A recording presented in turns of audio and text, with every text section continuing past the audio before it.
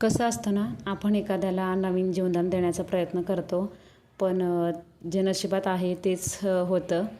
तर झालं असं की आम्ही जिथं राहतो तिथून ना 500 मीटर अंतरावरती ना एक पेट्रोल पंप आहे.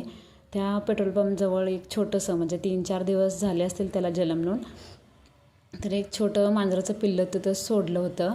तर ते खूप असं आरडाओरडा करत होतं. तर येताना ते दिसलं आम्हाला, तर आम्ही येताना त्याला घरी घेऊन आलो. त्याला घरी घेऊन आल्यानंतर लोक बोलायला लागले की कशाला तुम्ही त्याला घरी घेऊन आले, तुमच्या पण घरी एक छोटं बाळ आहे.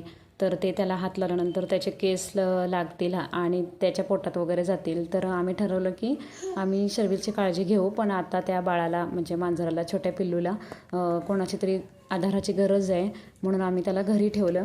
असेच त्याचे छान 8-10 दिवस त्याला आमच्यामध्ये मिक्स होण्यासाठी लागले, कारण तो म्हणजे खूप लहान असल्यामुळे ते खूप ओरडायचं वगैरे. तर रात्रीचं वगैरे उठायचं दूध प्यायला. तर त्याला दूध दिल्यानंतर थोड्या वेळानं ना म्हणजे त्याला असं आईची माया दिल्यानं त्याच्या डोक्यावरून हात वगैरे फिरवला ना, तर मग ते रात्रीचं असं शांत झोपायचं. अशीच थोडे दोघांची, शर्विलची आणि त्याची खूप छान मैत्री झाली. रोज ते खेळायचे दोघे.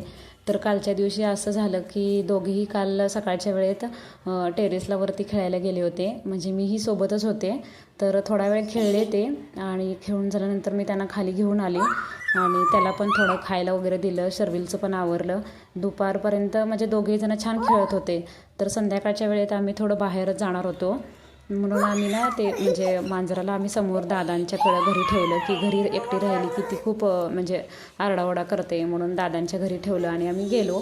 तर आम्ही परत रिटर्न 8:30ला आलो, तेव्हा शर्विल तिला भेटायला गेला होता. थोडा वेळ तिथे एक 5 मिनिट थांबला, तिच्याशी गप्पा वगैरे मारला आणि तो परत आला. घरी आल्यानंतर ते संध्याकाळी 8:30-9 नंतर म्हणजे त्यांच्या घरी कधी ते झोपतं, तिथंच असतं मांजर रात्री झोपण्यासाठी.